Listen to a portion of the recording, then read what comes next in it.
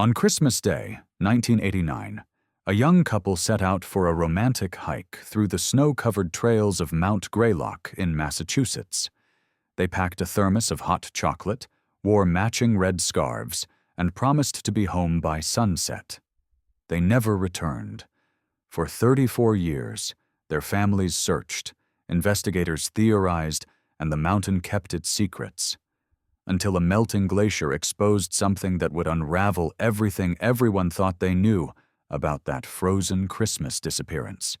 If you're fascinated by unsolved mysteries and the dark secrets hidden in plain sight, subscribe and hit the notification bell. The snow fell softly on Mount Greylock, blanketing the hiking trails in pristine white silence. Detective Sarah Chen stood at the trailhead, her breath forming small clouds in the December air. It was Christmas Day, 2023, exactly 34 years since Daniel Morse and Rebecca Hartwell had vanished from this very spot.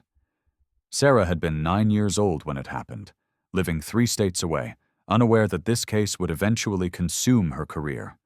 She'd read every report, interviewed every witness still alive, and walked these trails in every season. The case file sat in her office, thick with dead ends and fading hope. Her phone buzzed. The caller ID showed Officer Martinez from the ranger station. "Detective Chen, you need to get up to the North Ridge immediately." Martinez's voice was tight with urgency. "The warming pattern this week, it's exposed something in the ice near Frozen Lake. You're going to want to see this yourself." Sarah's pulse quickened. "What did you find?" "Not over the phone," Martinez replied. "Just come." "And detective? Bring the Morse-Hartwell file." As Sarah began the ascent toward the North Ridge, she didn't know that what waited in the melting ice would prove that sometimes the most terrifying secrets aren't hidden in darkness, but frozen in time, waiting for the right moment to thaw. Margaret Morse sat in her living room in Pittsfield, Massachusetts, staring at the photograph she'd looked at 10,000 times before. Daniel smiled back at her, his arm around Rebecca's shoulders, both of them wearing those red scarves she'd knitted for them. The photo had been taken just hours before they'd driven to Mount Greylock for their Christmas Day hike. 34 years. Her son would be 58 now, if he'd lived. Rebecca would be 56. But Margaret had stopped imagining them growing older somewhere, living secret lives they'd fled to. That hope had died years ago, replaced by a different kind of waiting, the kind where you simply wanted to know what happened so you could finally let go. The doorbell rang, startling her from her thoughts.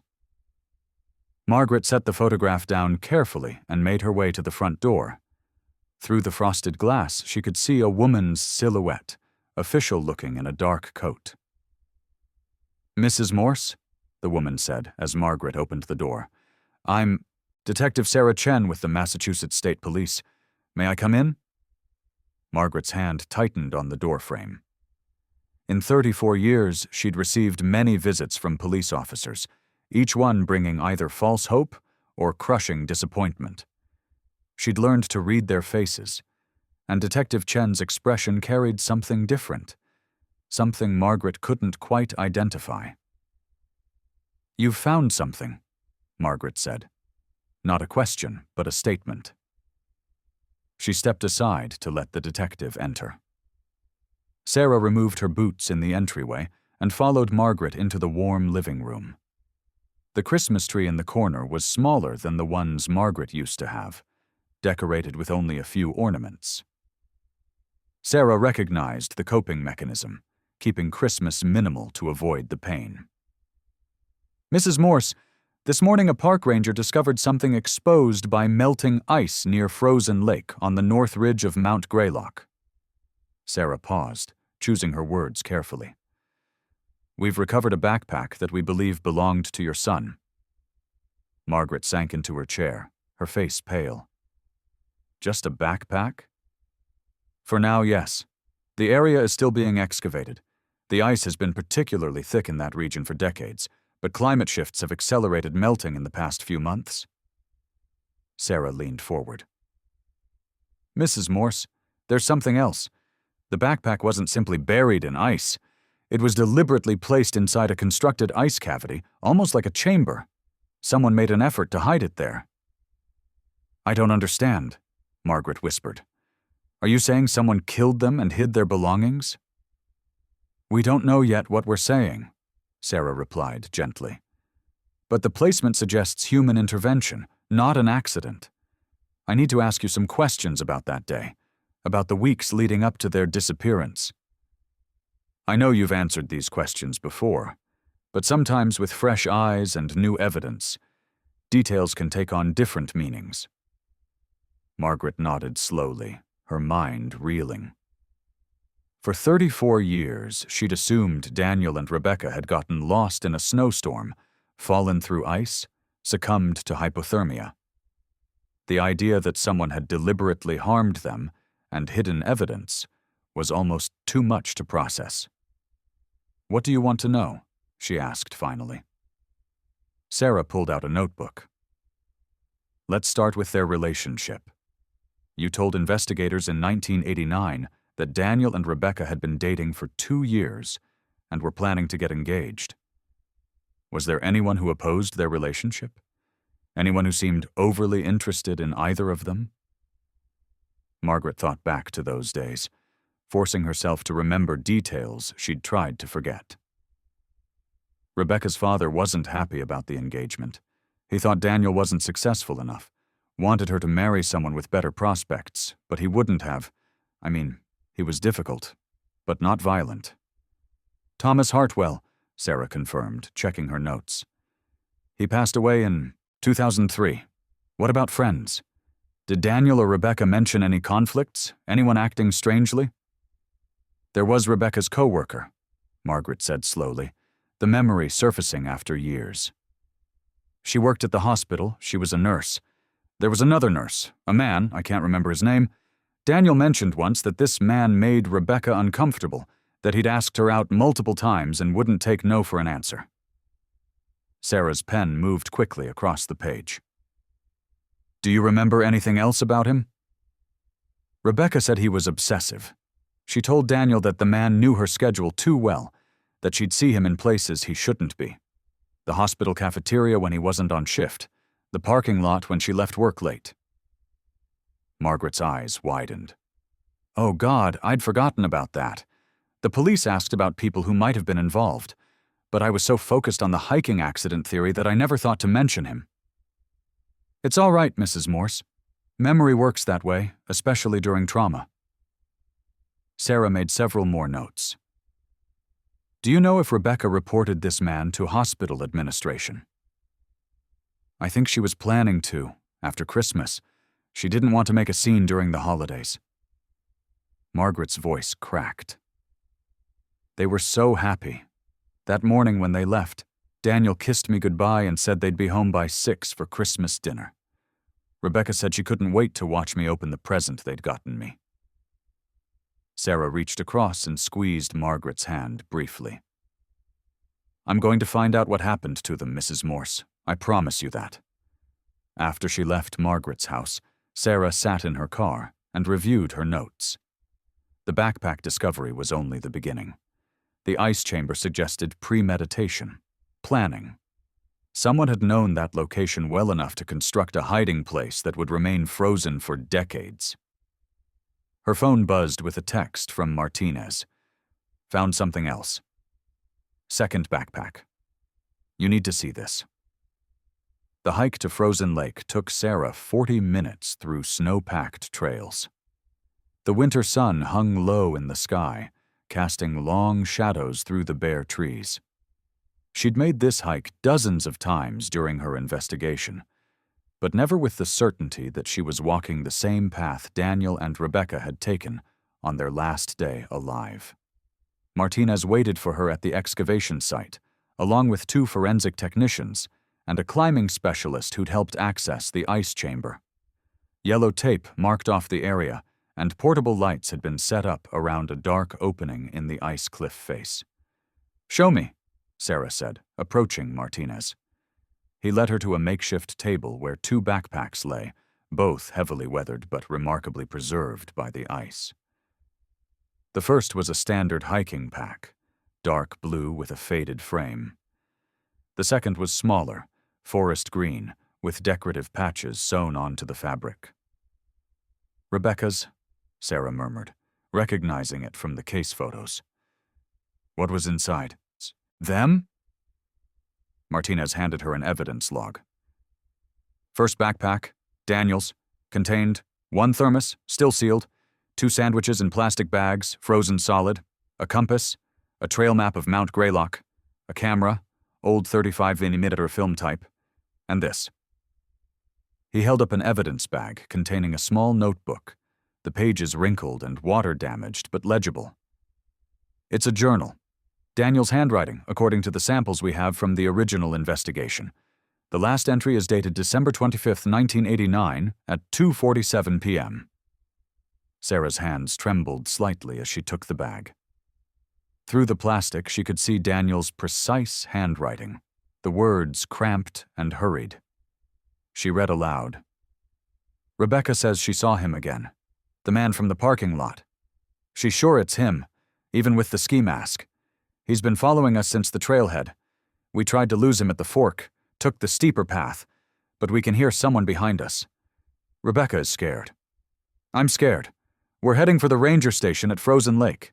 If something happens to us, if someone finds this, the man following us is—" The entry ended there, the final words trailing into an illegible smudge. "The ink ran," Martinez explained. "Probably got wet before it froze. We might be able to recover more with proper treatment, but that's all we can read right now." Sarah's mind raced. They knew they were being followed. They knew they were in danger. What about Rebecca's backpack? "Similar contents, food, water, a first aid kit." Martinez paused. "And something unusual. There's a pocket inside that contained photographs, still mostly intact because they were in a waterproof folder." He handed Sarah another evidence bag. Inside were several photographs, their colors slightly faded but still clear. The first few showed Daniel and Rebecca at various locations. A restaurant, a park, standing in front of a Christmas tree. But the last 3 photographs made Sarah's blood run cold. They were surveillance-style photos, taken from a distance with a telephoto lens. Rebecca leaving the hospital in her nurse's uniform. Rebecca and Daniel sitting in a coffee shop, visible through the window. Rebecca alone in her car, taken from behind her, showing her in the driver's seat. "Someone was stalking her," Sarah said quietly. "And she knew it. She kept the evidence." "There's more," Martinez said, his voice grim. He led her to the edge of the ice chamber, where the forensic team had set up additional lighting. "We found something else about 15 feet inside the cavity. We haven't extracted it yet, waiting for you to see the context." Sarah peered into the chamber. The walls were smooth, carved deliberately from the ice. The space was perhaps 8 feet deep and 6 feet wide, like a small room. At the far end, illuminated by the harsh work lights, she could see what Martinez meant. A red scarf lay carefully folded on a natural ice shelf, as if placed there by reverent hands. Beside it was a single leather glove. And positioned, above them, scratched into the ice wall itself, were 2 words in large, crude letters. "Mine forever." Sarah felt a chill that had nothing to do with the temperature. "This isn't a burial site," she said slowly. "It's a shrine." "That's what we thought," Martinez agreed. "Whoever did this, they weren't just hiding evidence. They were preserving something, memorializing it."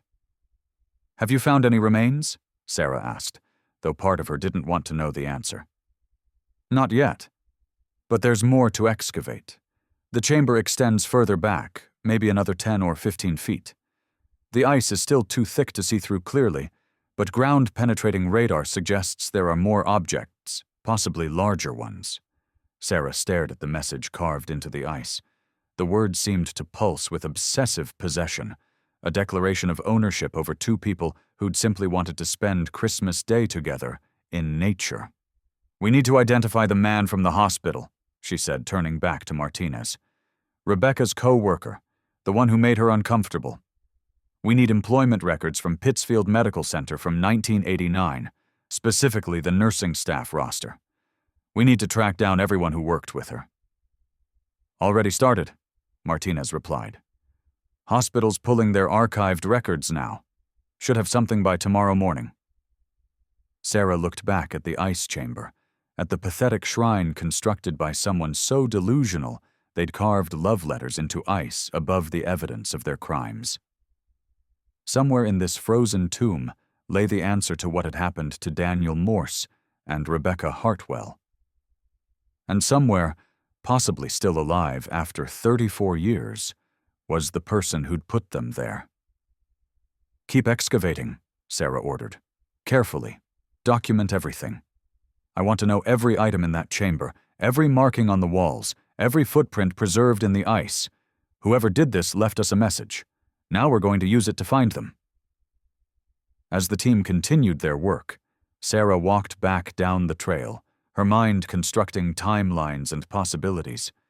The stalker had followed them up the mountain. He'd caught them somehow, overcome them. But what had he done with their bodies? And why create this elaborate ice shrine, unless he'd wanted it discovered someday? The sun was setting by the time Sarah reached her car, painting the snow-covered peaks in shades of orange and pink. Beautiful and deadly, just like this case had always been. But now, for the first time in 34 years, she had a thread to pull, and she wouldn't stop pulling until the whole dark tapestry unraveled. The Pittsfield Medical Center's administrative offices occupied the third floor of the original building, a structure that had stood since 1947. Sarah arrived at 8 in the morning, accompanied by Officer Martinez and a digital forensics specialist named Trevor Kim, who'd offered to help scan any physical documents they recovered.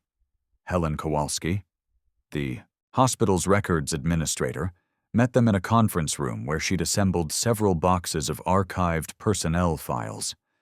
She was in her mid-60s, gray hair pulled back in a practical bun, and she wore an expression that suggested she'd been dreading this conversation. "I pulled everything from 1988 through 1990, Helen explained, gesturing to the boxes. "Employee records, shift schedules, incident reports. When I heard what you were looking for, I went ahead and cross-referenced our nursing staff with Rebecca Hartwell's unit assignments." Sarah appreciated the initiative. "How many male nurses worked in her department during that period?" Helen consulted a printout. 7, but 3 of them were over 50 at the time, married with families. I remember them, good men, no behavioral concerns. That leaves 4 who fit the profile of someone who might have been interested in Rebecca romantically.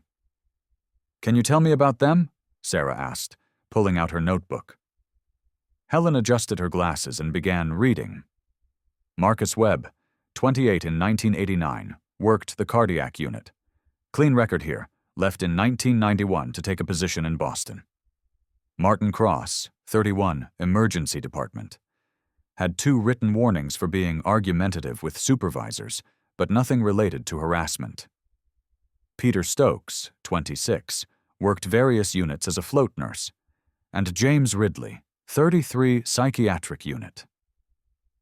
Something in Helen's voice changed when she said the last name, a subtle tightening that Sarah didn't miss. "Tell me about James Ridley," Sarah said.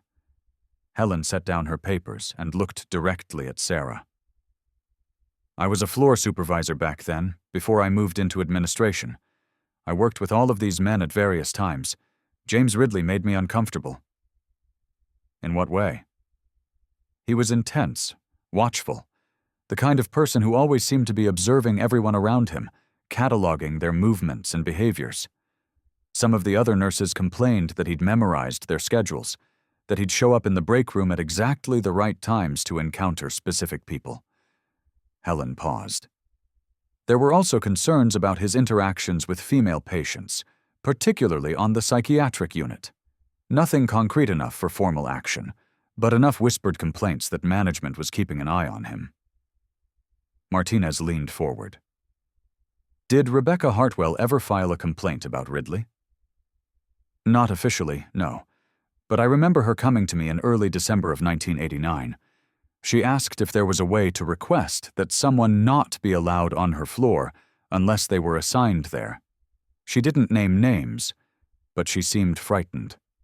I told her she needed to file a formal complaint if someone was harassing her, but she said she didn't have proof, just a feeling. Sarah felt the familiar tingle of a lead solidifying into something concrete. What happened to James Ridley after Rebecca's disappearance? Helen's expression darkened. He worked here for another 3 months, then resigned abruptly in March of 1990. No notice, just turned in his badge and credentials and left. His personnel file shows he moved out of state, but there's no forwarding address, no reference requests, nothing. It was like he wanted to vanish. Do you have a photograph of him? Sarah asked. Helen nodded and pulled a folder from one of the boxes. Inside was a hospital ID badge photo from 1989. James Ridley stared at the camera with pale blue eyes that seemed to look through the lens rather than at it. He had dark hair, a lean face, and the kind of unremarkable features that would make him easy to overlook in a crowd, easy to forget. Unless you were the person he'd fixated on. "This is excellent work, Mrs. Kowalski," Sarah said. "I'm going to need copies of everything you've pulled, particularly Ridley's complete employment file and any incident reports that mention him." While Trevor began scanning documents, Sarah stepped into the hallway and called the station. She needed someone running James Ridley's name through every database available, looking for tax records, driver's licenses, property ownership, anything that would tell her where he'd gone after leaving Pittsfield. When she returned to the conference room, Martinez was reading through what appeared to be handwritten shift notes from December 1989. His expression was troubled. "What is it?" Sarah asked. "Look at this." He showed her the schedule sheets. Rebecca Hartwell worked the day shift, 7 a.m. to 7 p.m., on December 23rd and 24th. James Ridley was scheduled for nights on those days, 11 p.m. to 7 a.m. But someone made handwritten notations here. See? Ridley covered Stokes' day shift, December 23rd, 3 p.m. to 11 p.m. And another one for December 24th. Ridley covered Martinez' day shift, 10 a.m. to 6 p.m. Sarah understood immediately. He traded shifts to be there when Rebecca was working. "Not just that," Martinez continued. "Look at December 25th. The hospital was minimally staffed for Christmas, only emergency coverage. Rebecca wasn't scheduled to work. But there's a notation that Ridley called in to ask if he was needed for an emergency shift. They told him no." "Because he was checking if Rebecca had been called in," Sarah said quietly. "When he found out she wasn't working, he knew she'd be free that day. He knew about the hiking plans."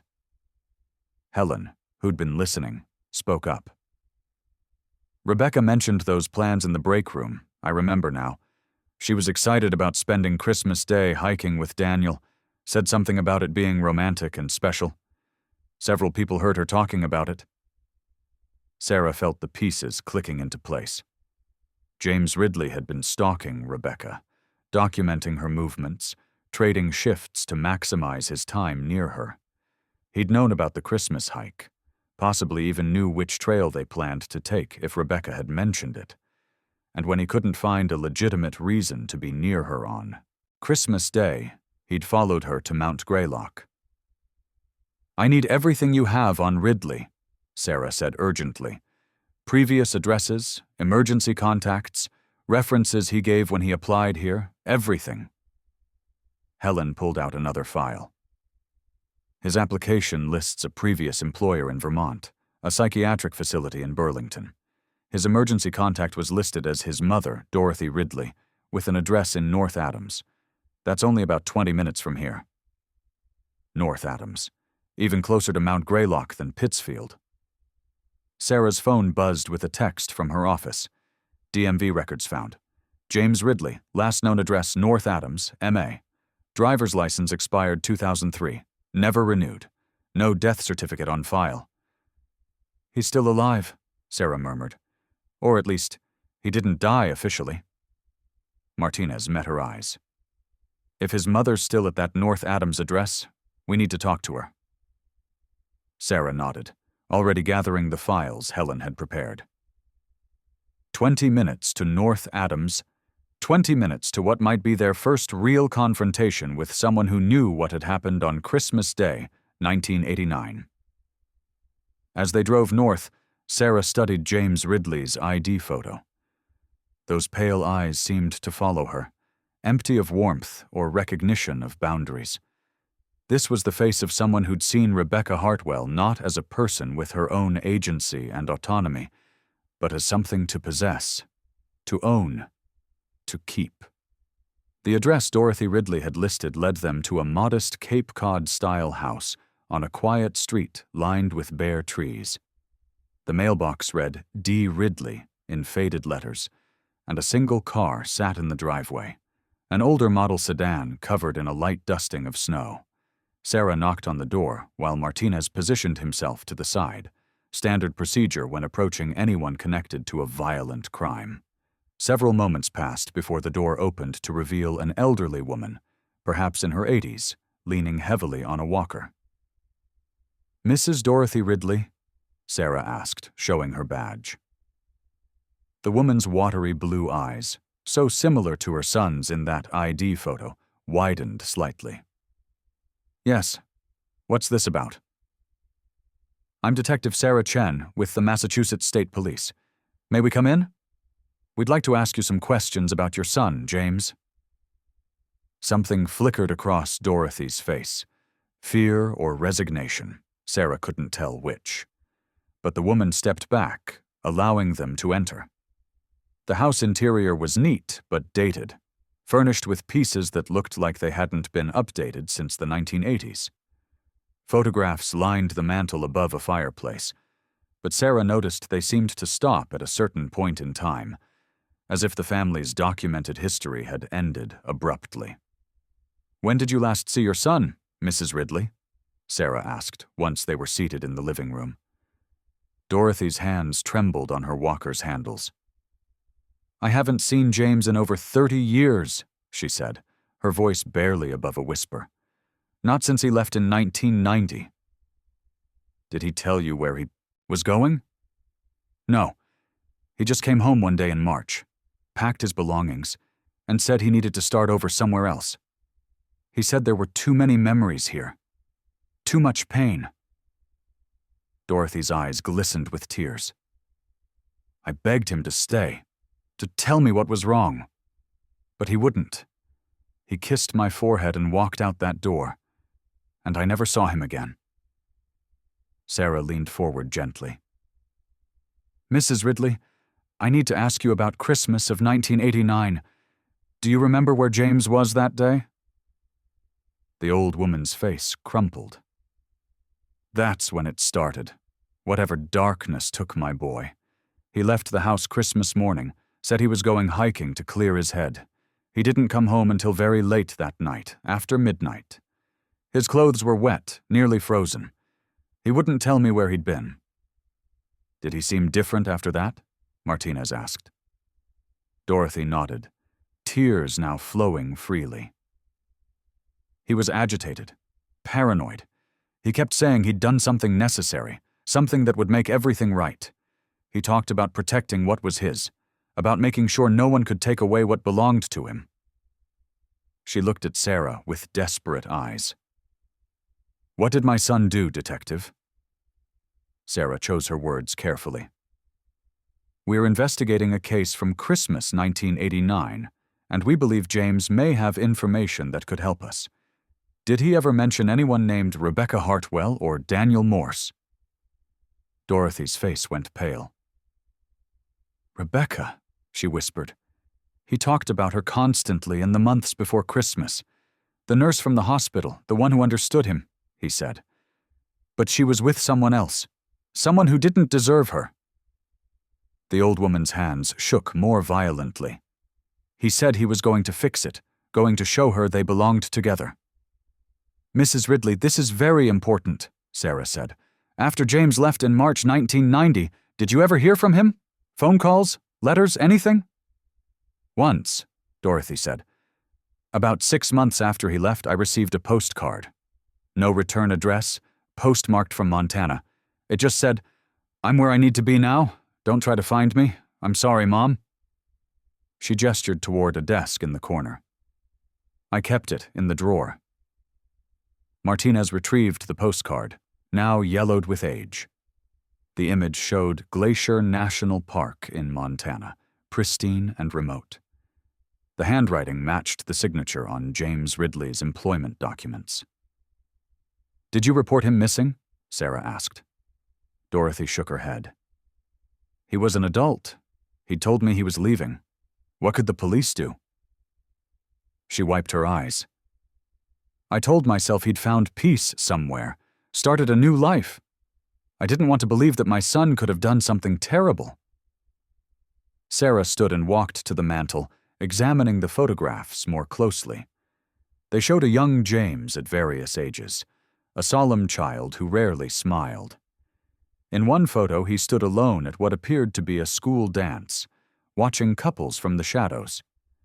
In another, he was perhaps 20, dressed, in scrubs, presumably from nursing school. His expression in every photo was the same: watchful, separate, observing life rather than participating in it.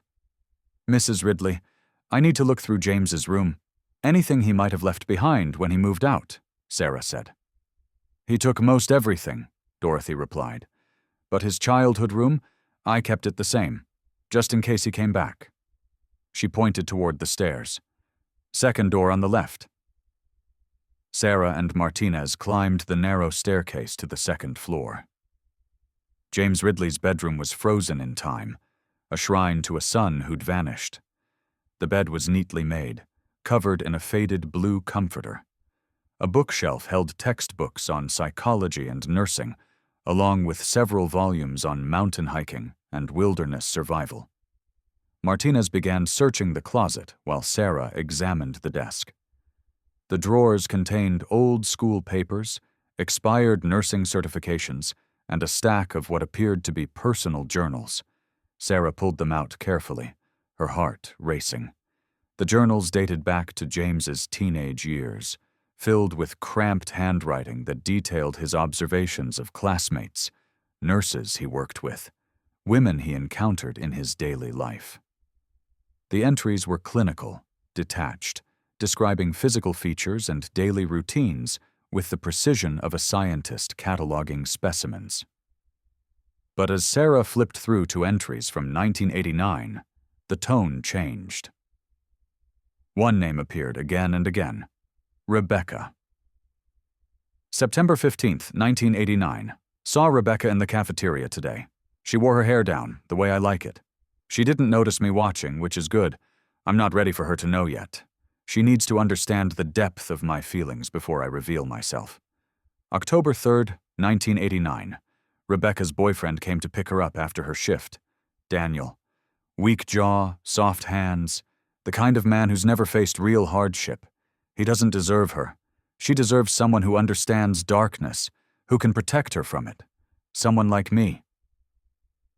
November 20th, 1989. I followed Rebecca home today. Made sure she arrived safely. She doesn't lock her back door immediately when she enters. That's dangerous. I'll need to teach her to be more careful. When we're together, she'll be safe. Sarah felt sick reading the escalation, the delusion building with each entry. But it was the final entry, dated December 24th, 1989, that made her blood run cold. Tomorrow is Christmas.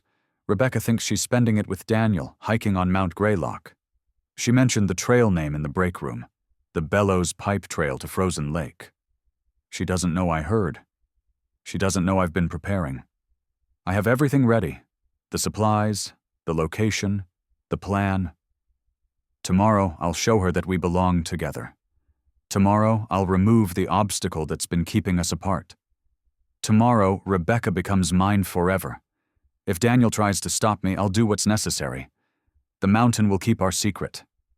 The ice preserves everything." "Martinez," Sarah called out, her voice tight. "I found it. His journal. He planned it all." Martinez came over and read the entry over her shoulder. "Jesus Christ," he muttered. "He premeditated murder." Sarah continued flipping through the journal, but there were no entries after December 24th. Whatever had happened on that mountain, James hadn't felt the need to document it afterward. Or perhaps the reality of what he'd done had finally broken through his delusions. "Check this," Martinez said from the closet. He'd found a box on the top shelf, and inside were photographs. Dozens of them, maybe hundreds, all of Rebecca Hartwell. Pictures taken from a distance, through windows, across parking lots. Rebecca leaving work, Rebecca shopping, Rebecca with Daniel at restaurants and parks. A comprehensive surveillance record spanning months. At the bottom of the box was something else. A red scarf, identical to the ones Rebecca and Daniel had been wearing in their final photo.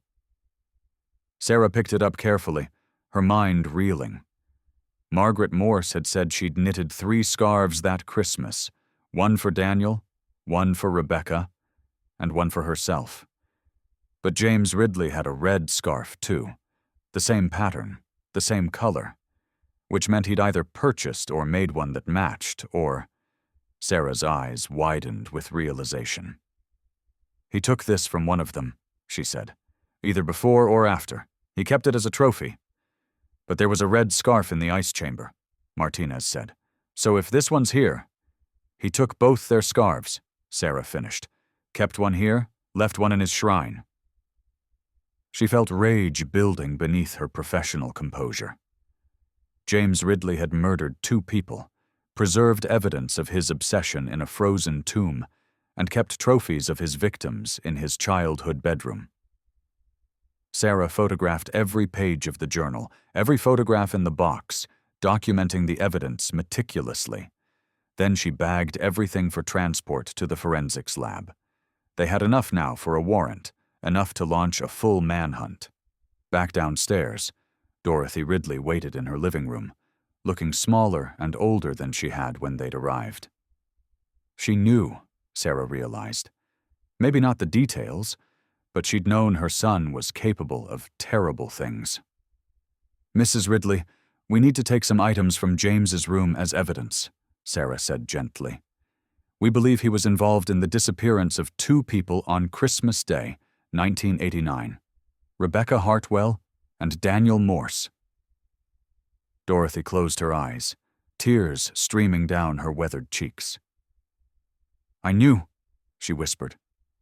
"When he came home that night, wet and cold, talking about things being right now, about protecting what was his, I knew he'd done something terrible. But he was my son, my only child. I told myself I was wrong, that I was imagining things." "Did you see the news reports about the missing couple?" Martinez asked. "Yes, and I saw their pictures, and I recognized her. Rebecca, the one James talked about." Dorothy's voice broke. "I should have called the police. I should have told them.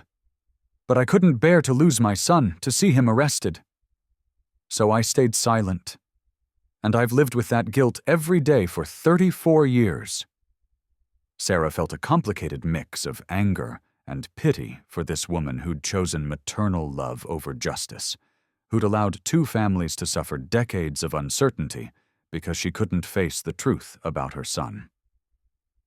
"Where would he go?" Sarah asked. "Montana or somewhere else?" Dorothy shook her head. "I don't know. James always loved remote places, areas where he could be alone with his thoughts. He talked about Alaska sometimes, about the isolation there. He said it would be peaceful to live somewhere no one could find you." As they prepared to leave, Sarah turned back to Dorothy one final time. "If James contacts you, if he ever reaches out, you need to call me immediately. He's dangerous, Mrs. Ridley. He's killed before, and people who kill once can kill again." The old woman nodded numbly, and Sarah left her there, sitting alone in her house full of ghosts and terrible secrets. In the car, Martinez pulled up a map on his tablet. If he went to Montana, then maybe Alaska, we're looking at massive search areas, thousands of square miles of wilderness. How do we find one man who's had 34 years to disappear? Sarah stared out at the gray sky, thinking about the ice chamber, about the shrine James Ridley had built. He's not done, she said quietly. The way he preserved that scene, the message he carved. Mine forever. That's not the work of someone who's moved on. He's reliving it somehow, keeping it alive in his mind. You think he's still obsessed with Rebecca? I think he's still obsessed with the idea of Rebecca, with possession and control. Sarah pulled out her phone and dialed the station. I need to put out a federal alert, get FBI involved, expand the search nationwide, and I want climate researchers looking at ice patterns on Mount Greylock. If he created one ice shrine, he might have created others. As Martinez drove them back toward Pittsfield, Sarah's mind was already racing ahead, constructing profiles and possibilities. James Ridley had been able to vanish completely in an era before universal digital surveillance, before constant connectivity made true disappearance nearly impossible. But he'd also left evidence, created a monument to his crimes that he'd somehow known would eventually be discovered. The question was why?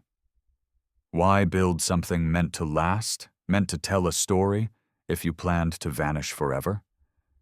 Unless you wanted to be found? Unless you wanted, eventually, for someone to understand what you'd done. Sarah's phone buzzed with an email from the forensics lab. The subject line made her pulse quicken. Frozen Lake Excavation Update, Remains Found. Sarah and Martinez arrived back at Mount Greylock just as the sun began its descent behind the western peaks. The excavation site blazed with portable lights, casting harsh shadows across the ice chamber's entrance. A medical examiner's van was parked among the police vehicles, its presence a grim confirmation of what the email had reported. Dr. Patricia Okoye, the state's chief medical examiner, emerged from the ice chamber as Sarah approached. Her dark skin was flushed from cold, her breath forming clouds in the frigid air. Despite the temperature, she'd spent the past 3 hours inside the frozen cavity, documenting what the melting ice had finally revealed.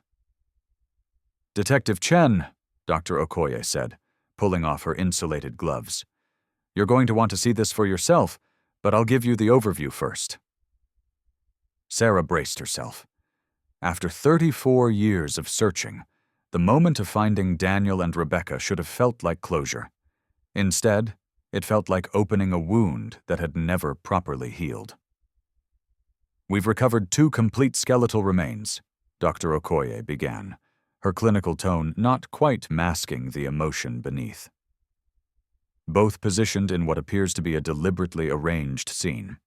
They're at the back of the ice chamber, approximately 20 feet from the entrance, in a section that remained frozen solid until this week's temperature spike. Deliberately arranged? Martinez asked. What do you mean? Dr. Okoye's expression darkened. They're positioned sitting upright, side by side, backs against the ice wall. Their arms are positioned as if they were holding hands, though the skeletal structure has separated over time. There's evidence of ligature marks on both sets of wrist bones, suggesting they were bound before death. Sarah felt her stomach turn. They were alive when he put them there? I'll need to complete the full autopsy to determine exact cause of death, but based on preliminary examination, yes. I believe they were alive when placed in the chamber. Dr. Okoye paused, choosing her words carefully. There's more.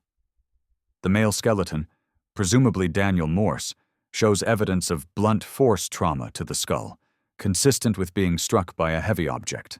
The female skeleton has fractures to the hyoid bone. Strangulation? Sarah said quietly. Most likely. But here's what's particularly disturbing. Dr. Okoye pulled out her tablet and showed them photographs taken inside the chamber. Look at how they're positioned. They're facing each other slightly, as if arranged to appear to be looking at one another. And there are items placed around them, personal effects that were deliberately positioned. The photographs showed what Dr. Okoye described: two skeletal figures in a grotesque parody of intimacy, surrounded by frozen artifacts, a thermos placed between them, as if they were sharing a drink. The camera Sarah had seen in Daniel's backpack positioned on a natural ice ledge, aimed toward them as if to photograph the scene.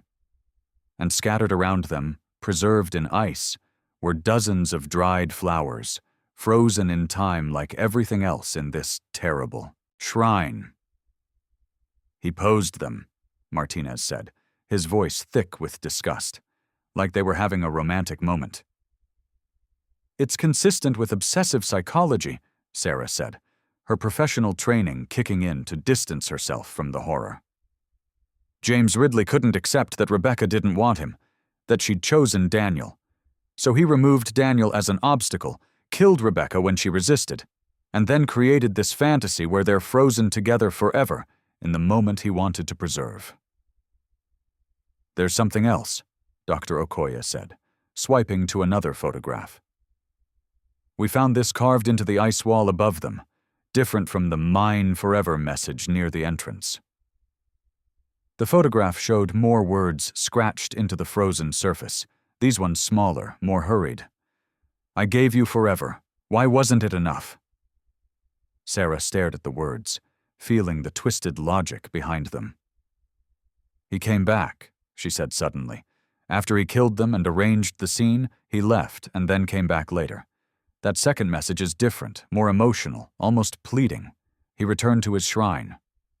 When? Martinez asked. I don't know. Could have been days later, weeks, years. But he came back at least once, maybe multiple times. Sarah turned to Dr. Okoye.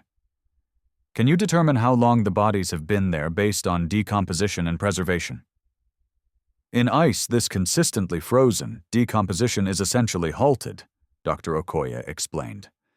But I can analyze the ice formation patterns around the remains, look for evidence of refreezing that might indicate the chamber was opened and closed multiple times. That will take a few days in the lab. Sarah nodded, her mind already moving to the next steps. I need to see the scene myself. Dr. Okoye led them into the ice chamber, now expanded and reinforced by the excavation team to prevent collapse. The temperature dropped noticeably as they moved deeper, their breath visible in the harsh light.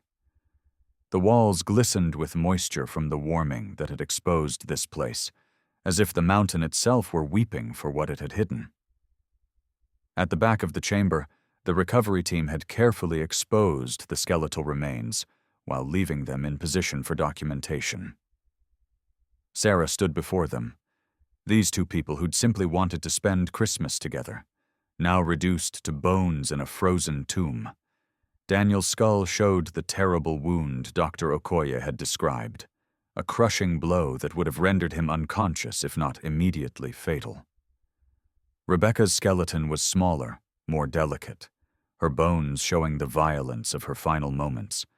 They'd been 26 and 24 years old, with their whole lives ahead of them. Sarah noticed something else. Between the skeletons, partially buried in ice, was another object. She pointed it out to Dr. Okoye, who carefully chipped away the surrounding ice to reveal a small jewelry box, the kind that might hold a ring. Let me extract this properly, Dr. Okoye said, using precise tools to free the box from its frozen prison. Once removed, she carefully opened it, revealing a simple gold engagement ring with a small diamond. Daniel was going to propose, Martinez said quietly. That's why they went on this hike. He brought the ring. Sarah felt tears prick her eyes, but blinked them back. Margaret Morse had spent 34 Christmases wondering if her son was alive somewhere, never knowing that he'd died with a ring in his pocket, planning to start a future that James Ridley had stolen from him. "Bag everything," Sarah instructed, her voice harder now, anger replacing sorrow. "Every flower, every item, every photograph. I want a complete catalog of everything in this chamber. James Ridley built this place with care and intention. That means every object here tells us something about his psychology, his motivations." As the team continued their meticulous documentation, Sarah walked back to the entrance of the chamber, where the words, "Mine forever," were carved in large letters. She pulled out her phone and called the FBI field office in Boston.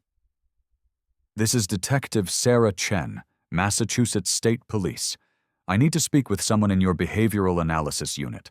I have a cold case that's turned into an active manhunt for a serial killer." The classification had changed. James Ridley wasn't just a murderer anymore. The elaborate staging, the ritualistic elements, the shrine building, these were markers of someone who killed for psychological gratification, who'd created a fantasy world where his victims existed forever in the exact state he desired. And people like that didn't stop at one killing. They couldn't. While Sarah waited for the FBI callback, she reviewed the photographs from James's bedroom one more time. The surveillance images of Rebecca showed a progression, starting from distant shots and gradually moving closer, more invasive. The final photographs in the sequence had been taken through windows, showing Rebecca in her home, in private moments she'd never known were being documented. Sarah's phone rang. The caller ID showed an FBI number. "Detective Chen, this is Special Agent Marcus Reed from the Behavioral Analysis Unit. I understand you have a case that requires our attention." Sarah briefed him on everything: the ice chamber, the journals, James Ridley's disappearance, the escalating stalking behavior, and the staged crime scene. Agent Reed listened without interruption, and when Sarah finished, there was a long pause. "Detective, what you're describing fits a very specific profile," Reed said finally. "The obsessive surveillance, the possessive language, the preservation of the crime scene as a shrine. We've seen similar patterns in other cases. These individuals often relocate and establish new fixations. If James Ridley is still alive, he may have created other victims." The words hung in the cold mountain air, heavy with implication. Sarah had been so focused on solving the Morse-Hartwell case that she hadn't fully considered the logical extension. If James could kill once to possess someone he was obsessed with, he could do it again. "We need to track him," Sarah said. 34 years is a long time, but he left a paper trail at some point. People can't exist completely off the grid, not forever." "I'll coordinate with our database specialists," Reed replied. "We'll search for similar cases, unsolved disappearances in remote areas, any patterns that might match Ridley's methodology. In the meantime, I'm assigning a team to work with you. We should treat this as an active threat." After the call ended, Sarah stood at the entrance of the ice chamber, looking out at the darkening forest. Somewhere out there, James Ridley had built a life for himself, possibly under a new name, in a new location. He'd managed to evade detection for over 3 decades, which suggested intelligence and planning. But he'd also built this shrine, this monument to his obsession. That wasn't the action of someone who'd truly moved on. That was someone who wanted his work remembered, who needed the world to eventually understand what he'd done. Martinez approached, holding his tablet. "I've been going through the hospital records Helen Kowalski sent over. Look at this resignation letter Ridley submitted in March 1990. Sarah read the brief, formal letter, noting its cold professionalism. But at the bottom, below the signature, James had added a handwritten postscript. "Some loves are too pure for this world. They must be preserved in places where time cannot corrupt them." "He was telling them," Sarah said, anger rising in her voice. "He was basically confessing, and no one caught it because they had no reason to connect him to the disappearances." "There's more," Martinez continued, swiping to another document. I cross-referenced the names of patients on the psychiatric unit while Ridley worked there. 3 female patients filed complaints about inappropriate behavior from a male nurse. The complaints were investigated but never substantiated because the patients had credibility issues due to their diagnoses. Sarah felt sick. He was practicing on vulnerable women, testing his ability to obsess and control before he moved on to Rebecca. One of those patients disappeared 6 months after being discharged, Martinez said quietly. Her name was Lisa Fontaine. She was never found. The mountain wind picked up, carrying snow flurries that stung Sarah's face. The case was expanding, growing tentacles that reached into other disappearances, other victims. James Ridley hadn't started with Rebecca Hartwell, and if he was still alive, he hadn't stopped with her either. Sarah's phone buzzed with a text from Agent Reed. Preliminary search found 3 unsolved cases with similar patterns: Montana 1992, Idaho 1998, Alaska 2007. All involved women in their 20s, all disappeared from remote hiking areas, sending files. 3 more potential victims, spread across 2 decades. James Ridley had been hunting for 17 years after Rebecca's death, possibly longer. The ice chamber on Mount Greylock wasn't just a crime scene anymore. It was the first in a series, the prototype for a killer who'd perfected his technique over time.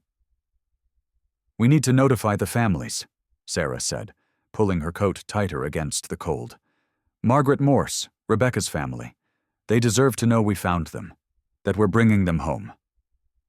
As the recovery team carefully removed the skeletal remains from the ice chamber, Sarah watched the sun disappear behind the mountains. 34 years ago, Daniel and Rebecca had watched this same sunset, not knowing it would be their last. They'd been carrying hot chocolate and engagement rings and dreams of a future together. And James Ridley had taken all of it, frozen it in time, preserved it in a tomb of ice and obsession. But now, finally, they were coming home. And James Ridley's long run was coming to an end. Margaret Morse's living room was filled with people when Sarah arrived the next morning. Rebecca Hartwell's brother, Thomas, had driven from Connecticut. Rebecca's elderly mother, Eleanor, sat beside Margaret on the sofa, the 2 women holding hands in shared grief. A victim's advocate from the state police stood nearby, ready to provide support. Sarah had delivered death notifications before, but never one like this. These families had lived in uncertainty for 34 years, hope and despair alternating with each passing season. Now she had to give them truth, but truth that came with terrible details. "We've recovered the remains of Daniel Morse and Rebecca Hartwell from Mount Greylock," Sarah began, her voice gentle but clear. "Based on forensic evidence and documentation we've found, we believe they were killed on Christmas Day, 1989, by a man named James Ridley, who had been stalking Rebecca." Margaret's face crumpled. 34 years of held-back tears finally breaking through. Eleanor Hartwell made a sound like a wounded animal, and Thomas wrapped his arms around his mother, his own eyes wet. "They died together?" Margaret asked through her sobs. "They were together?" Sarah nodded. "Yes. Based on the scene, they were together at the end.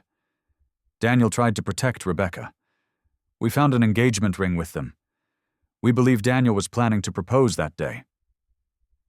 Margaret pressed a hand to her mouth, remembering that last morning, the excitement in Daniel's eyes when he'd kissed her goodbye.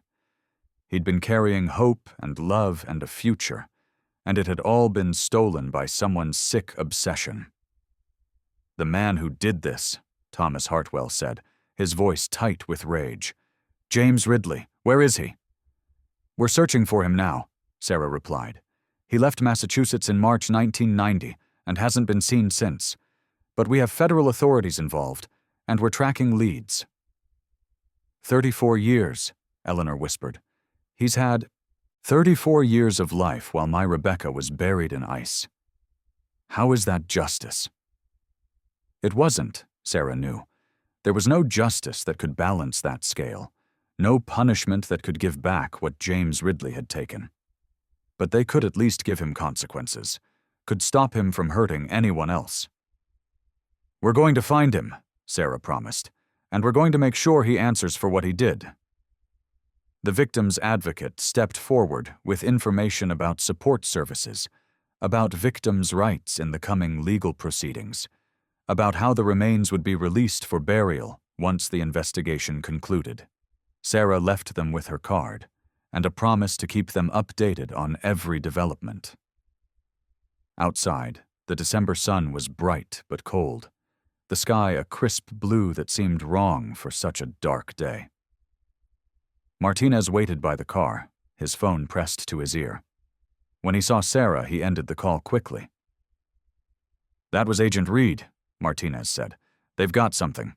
A hit on a credit card used in Alaska in 2015, just once, at a sporting goods store in Anchorage. The name on the card was James Ridley." Sarah's pulse quickened. "He broke cover. Why would he use his real name?" "Reed thinks it was a test, seeing if the name was flagged in any systems. When nothing happened, he probably felt safe." Martinez pulled up a map on his tablet. "The store has records of the purchase, camping equipment, cold weather gear, and a topographic map of Denali National Park." "Denali," Sarah murmured. 6 million acres of wilderness. Perfect place for someone who wants to disappear. "There's more," Martinez continued. "Reed's team analyzed the 3 similar cases I mentioned. Montana 1992, woman named Jennifer Cole disappeared while hiking near Glacier National Park. Idaho 1998, Amanda Pierce vanished from a trail near Craters of the Moon. Alaska 2007, Patricia Nguyen missing from a remote area outside Fairbanks." "All remote, all wilderness areas," Sarah noted. "Same pattern as Rebecca." "They're sending agents to interview the families, see if there are any connections to men matching Ridley's description." "But Sarah, if he's been killing every few years for 3 decades, there could be a dozen victims or more," Sarah finished. The scope of it was staggering. A serial killer operating in the wilderness, using vast remote areas to hide his crimes, possibly building ice chambers or similar shrines in locations that might not be discovered for decades. Her phone rang. Agent Reed's name appeared on the screen. "Detective Chen, we've expanded the search parameters," Reed said without preamble. "I've got analysts looking at every national park missing person case in the Northwest over the past 30 years. But I need you to think about the psychology here. Ridley built that ice chamber in a specific location, one he knew well. He chose Mount Greylock because he had access, knowledge of the terrain." "You think he's doing the same thing elsewhere?" Sarah said. "Finding locations he can access regularly where he can maintain his shrines." "Exactly. Which means he's not living deep in the wilderness. He's somewhere on the edges, close enough to civilization to function, but with easy access to remote areas.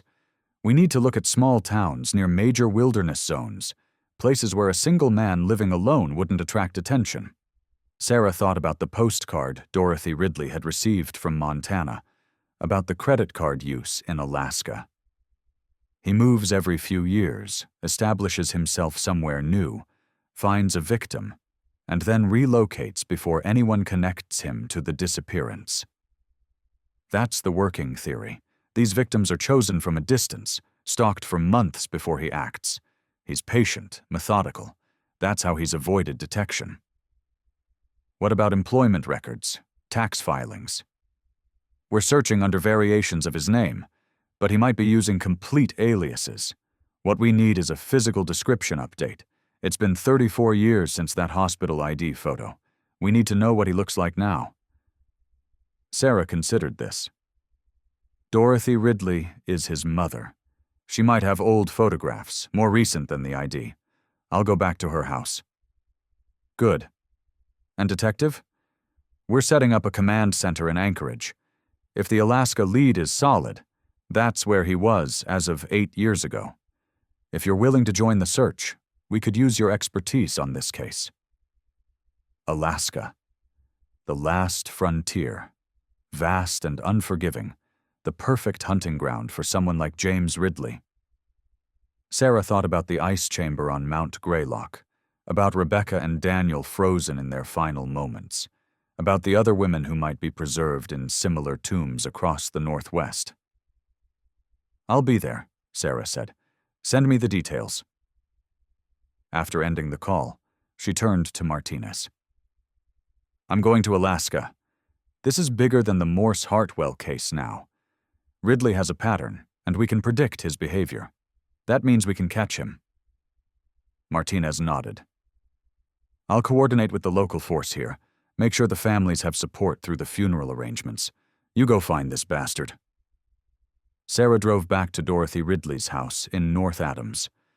The old woman answered the door more slowly than before, as if she'd aged years overnight. The truth about her son had finally broken through the wall of denial she'd built. "Mrs. Ridley, I need any photographs you have of James from any point in his life," Sarah said. "The FBI is expanding their search, and we need to know how he might look now." Dorothy led her to a closet where several photo albums were stored. Together they went through them, documenting James at various ages. Sarah noticed how he never seemed to change emotionally, the same watchful, detached expression, whether he was 10 or 30. "There's one more thing," Dorothy said hesitantly. "After James left, I received a few more postcards over the years, not just the one from Montana. I didn't mention them before because I was afraid, but if it helps catch him." She retrieved a small box from a drawer. Inside were 5 postcards, each from a different location. Montana, 1990, Wyoming, 1995, Idaho, 1999, Washington, 2003, and Alaska, 2008. The handwriting was always the same, the messages brief and cryptic. "He's been checking in," Sarah said, photographing each postcard. "Letting you know he's alive, but never giving enough information to find him." "The last one came 15 years ago," Dorothy said, touching the Alaska postcard. "After that, nothing. I thought maybe he'd died, or finally moved so far away he didn't want contact anymore." Sarah studied the Alaska postcard, which showed a small town with mountains in the background. The postmark was from a place called Talkeetna, a gateway community to Denali National Park. Population barely 1,000 people, surrounded by millions of acres of wilderness. "This is exactly what we needed," Sarah said, packing the postcards carefully. "Thank you, Mrs. Ridley." The old woman grabbed Sarah's arm as she turned to leave. "When you find him, will you tell him something for me?" "What's that?" "Tell him I'm sorry. Sorry I couldn't help him, couldn't fix whatever broke inside him." Tears ran down Dorothy's weathered face. "Tell him his mother loved him, even though she failed him." Sarah nodded, though she knew she'd likely never have the chance to deliver that message. When they found James Ridley, if they found him alive, it would probably end in violence. Men like him didn't surrender peacefully. That evening, Sarah stood in her apartment, packing for Alaska. Her walls were covered with case files, photographs of victims, maps of wilderness areas. The Morse Hartwell case had been her obsession for 5 years, and now it had expanded into something much larger. Her phone buzzed with flight information from Agent Reed. She'd leave in the morning, join the FBI team in Anchorage, and from there they'd move to Talkeetna. Local rangers were already being interviewed, shown James Ridley's photograph, asked about any resident who fit his profile. Sarah picked up the photograph of Rebecca and Daniel, taken hours before their death. They looked so happy, so full of life. They'd never had the chance to grow old together, to have the future they'd planned. But maybe, Sarah thought, she could give them something else. Justice, resolution, an end to the story that James Ridley had started on that Christmas day so long ago. She packed the photograph carefully in her bag. tomorrow, she'd begin the hunt. And this time, she'd make sure it ended with James Ridley finally facing consequences for the frozen shrine of horrors he'd built across 3 decades. The Alaska wilderness stretched endlessly white beneath a pale winter sun. Sarah stood on the outskirts of Talkeetna, watching as FBI agents and local rangers prepared for the search operation. It was late December, almost exactly, 34 years since Daniel and Rebecca had vanished. The symmetry felt both meaningful and cruel. Agent Marcus Reed approached, his breath visible in the frigid air. We've interviewed 23 long-term residents in the past 2 days. 3 of them identified the photograph. Sarah's heart rate quickened. They know him? A man matching Ridley's description has been living about 15 miles north of here for the past 12 years. Goes by the name James Ridge, close enough to his real name that he'd respond to it naturally, but different enough to avoid casual detection. He works remotely as a medical transcriptionist, keeps to himself, comes into town once a month for supplies. Does he have property? A cabin on leased land near the Tokositna River, accessible only by snow machine or bush plane for most of the year. The property owner says Ridge paid 20 years lease in advance, cash, back in 2011. Never caused problems, never had visitors. Sarah studied the topographic map Reed spread across the hood of a truck. The cabin's location was marked with a red pin, surrounded by vast stretches of wilderness. Mountains rose on all sides, their peaks perpetually frozen, their valleys holding secrets that might never thaw. What about the other disappearances? Sarah asked. Patricia Nguyen, 2007. Any connection to this area? Reed nodded grimly. Nguyen vanished from a trail about 40 miles from here. Her car was found at a trailhead, but she was never seen again. Local search and rescue combed the area for weeks, found nothing. At the time, Ridge would have been living in the region, working seasonal jobs before he settled into the transcription work. He's been here for 17 years, Sarah said quietly. Long enough to learn the terrain intimately, to find perfect hiding places. She looked up at Reed. We need to search that cabin. Already have a warrant, but Sarah, we need to be prepared for what we might find. If he's maintained the same pattern, if he's built another shrine.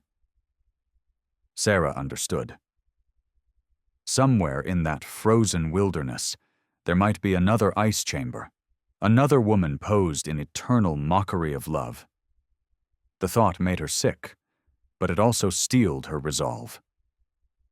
The convoy of vehicles moved slowly through the snow-packed forest roads, finally stopping where the road ended. From here, they'd travel by snow machine, a tactical team leading, with Sarah and Reed following close behind. The cabin was still 3 miles ahead, through dense woods and across frozen streams. The winter afternoon light was already fading when they spotted the structure through the trees. It was small, well-maintained, smoke rising from a metal chimney. A single snow machine was parked outside, and tracks in the snow suggested recent activity. The tactical team moved into position with practiced efficiency. Sarah watched from behind a tree line as agents surrounded the cabin, weapons drawn, calling for the occupant to exit with hands visible. For several long moments, nothing happened. Then the cabin door opened slowly, and a man emerged. He was in his 60s now, his dark hair gone gray, his lean frame slightly stooped with age. But his eyes, those pale blue eyes that had stared from the hospital ID photo, were the same. Watchful, detached, observing the armed agents surrounding him with almost clinical interest. James Ridley raised his hands slowly. No resistance, no surprise. He looked directly at Sarah, still partially hidden by the trees, and smiled. It was a small, knowing smile that made her blood run cold. "I was wondering when you'd come," he called out, his voice carrying clearly in the still air. "I've been waiting." The agents moved in quickly, handcuffing him, patting him down for weapons, reading him his rights. Through it all, James remained calm, almost serene, as if this moment was something he'd anticipated, perhaps even welcomed.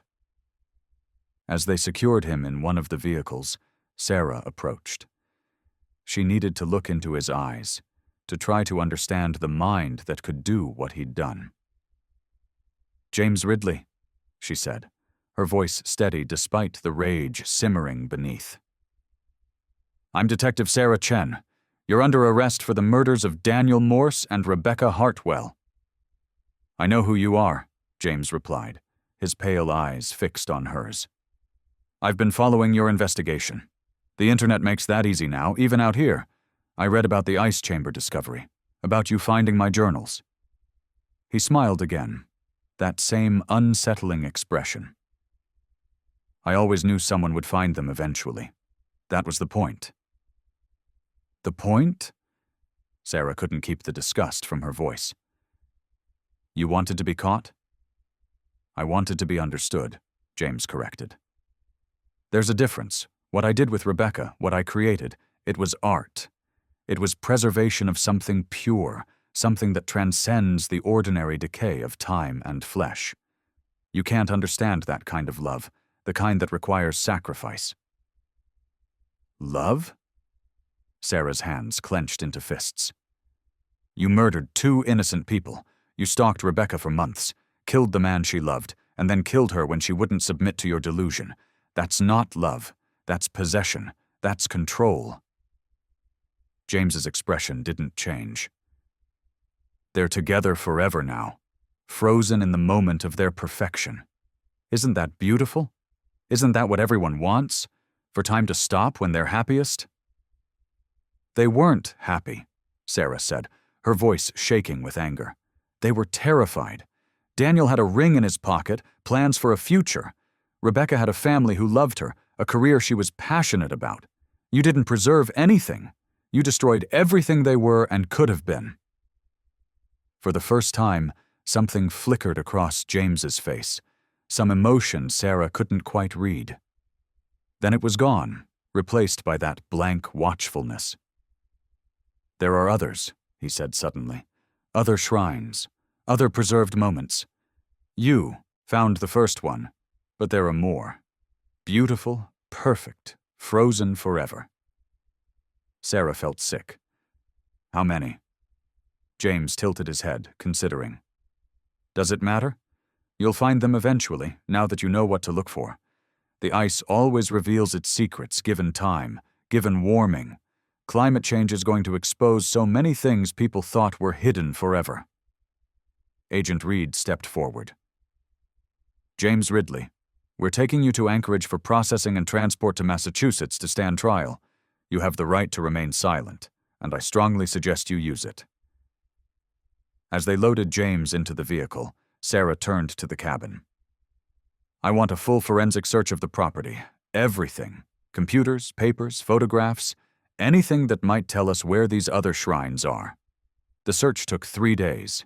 In the cabin, investigators found journals spanning decades, documenting James's life since leaving Massachusetts.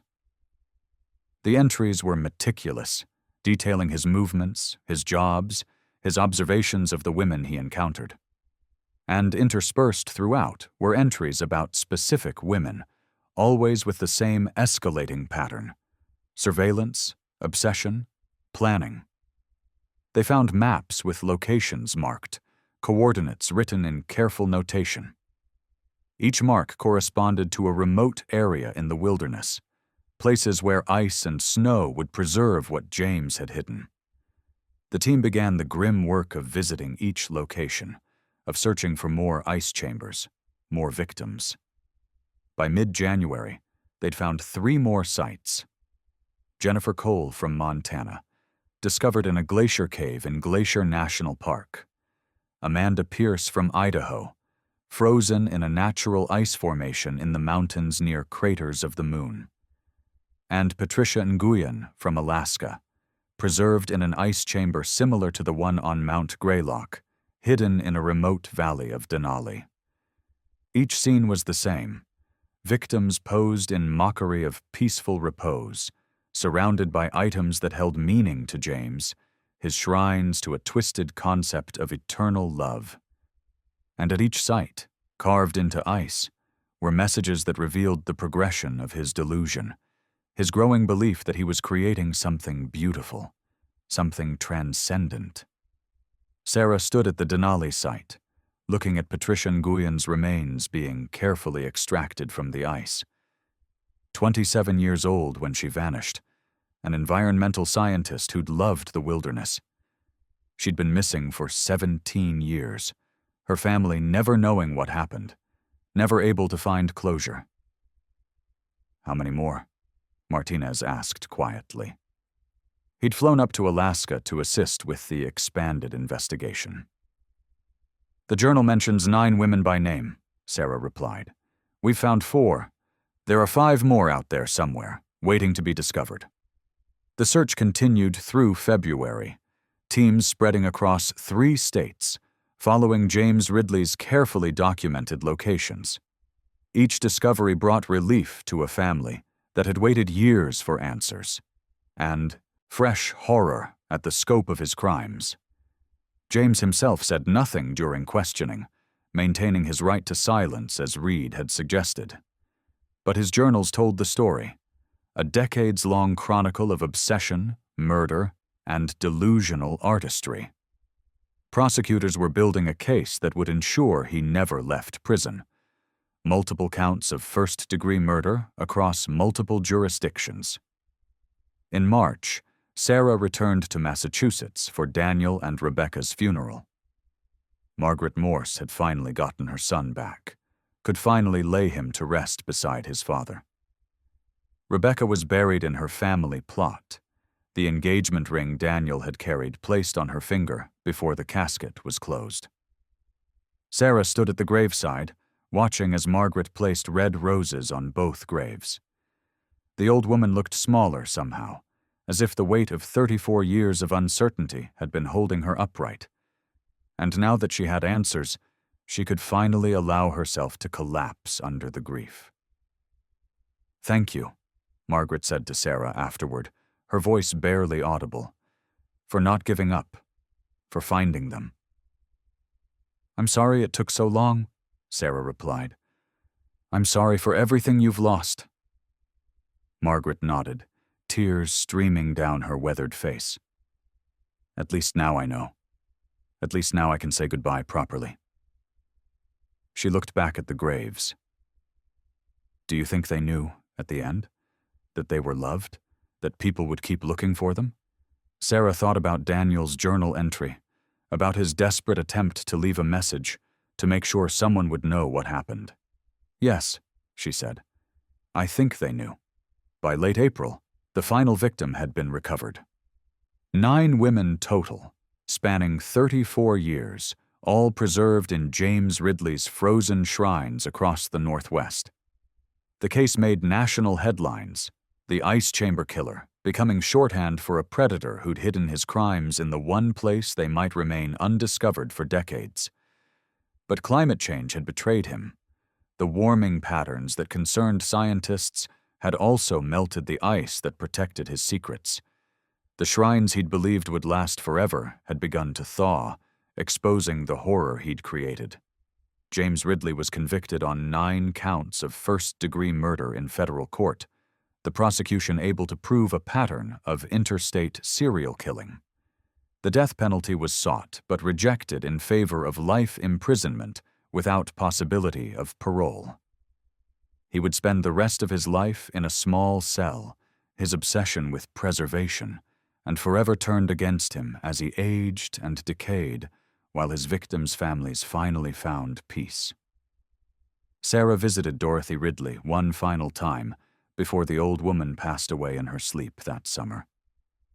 She delivered the message Dorothy requested, though James had barely acknowledged it, his face remaining impassive when Sarah told him his mother's final words. "Did he say anything?"